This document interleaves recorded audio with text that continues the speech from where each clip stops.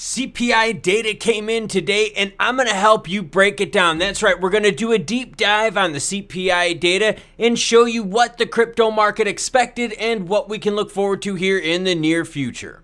And holy crap, did I look like a French fry under a heat lamp in that previous segment? My face was so red. Changed up the studio lighting for a little bit better color. Speaking of food, check it out. Krispy Kreme donuts. Burn one, earn one challenge. That's right. For every calorie that I burned, I chose running. I got to earn 1 calorie. We chose Krispy Kreme. We chose the track. We went at it.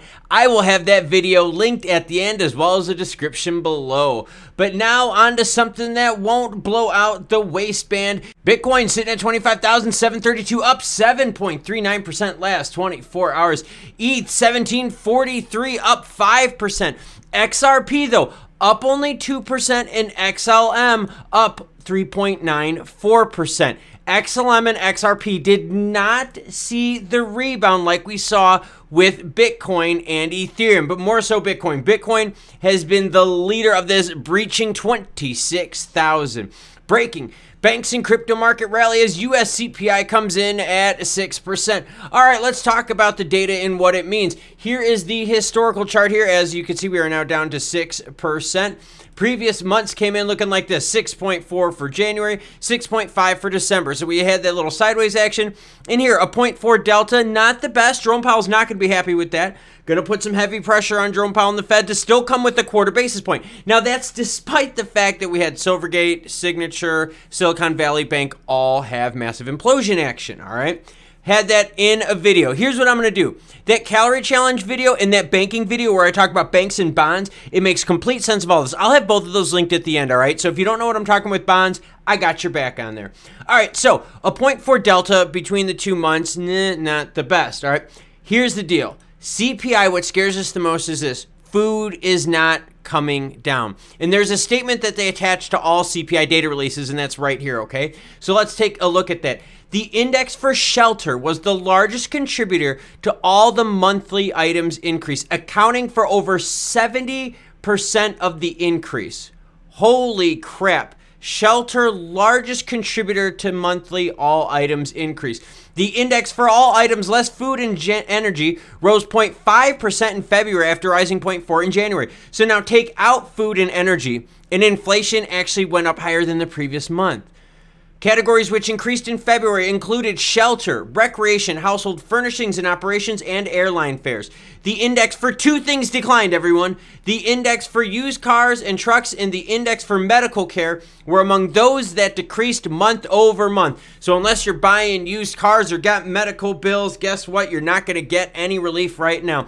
Now, in order to figure out where all of these percentages come from, you can drill into the data here. Now, you're welcome to find any of the other charts that they have, but I like using this one. Click on food right here, and you can see food at home. Let's click on that. What are some expensive things at home? Cereal, 14.6% year over year up. Dairy products, 12.3%. Non-alcoholic beverages, 12.3%. And that's food. Let's go on over to the energy side of things. Energy services, natural gas 14.3% and electricity 12.9%. Now, some of you may be going, hey, Klaus, wasn't natural gas at like 40% though a couple reports ago? Yes, it was. Here's the problem. If you get used to high prices for too long, that becomes the norm.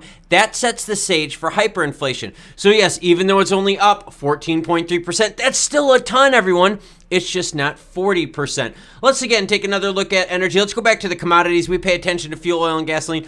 Gasoline is down. We've seen that reflective at the pumps. Price of oil, though, year over year up 9%. Other things to look at. We want to look at commodities, less food and energy. Here's what we're talking about. Used trucks, only thing down in this category, down 13%. New vehicles still up there, 5.8%. Tobacco products, that's right, taxing the addicted and poor, naughty, naughty government, 6.7% right there, increase year over year.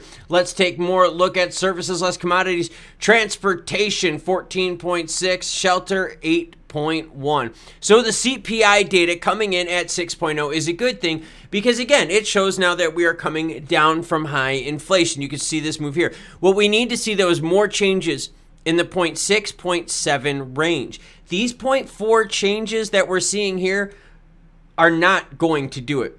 This 0.4 between 6 to 6.4, this 0.1 here, that's not going to do it. We need more big jumps like this, more 0.6, 0.7, 0.8 action decreases. And right now, I got to be honest with you.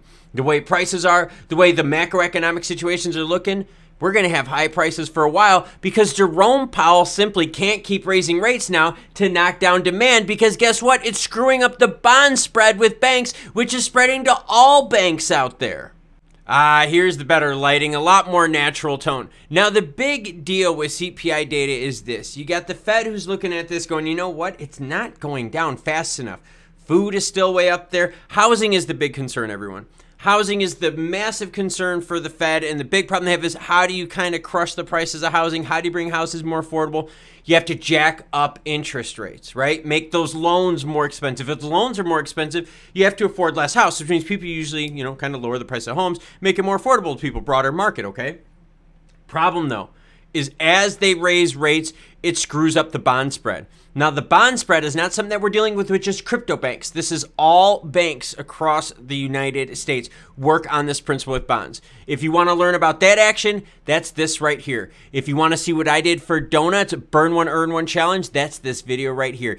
Either one of them are great. I would suggest, though, you watch both. Now, until more news breaks, I'm actually going to get a run in. Until then, you cool cats have a great rest of your day.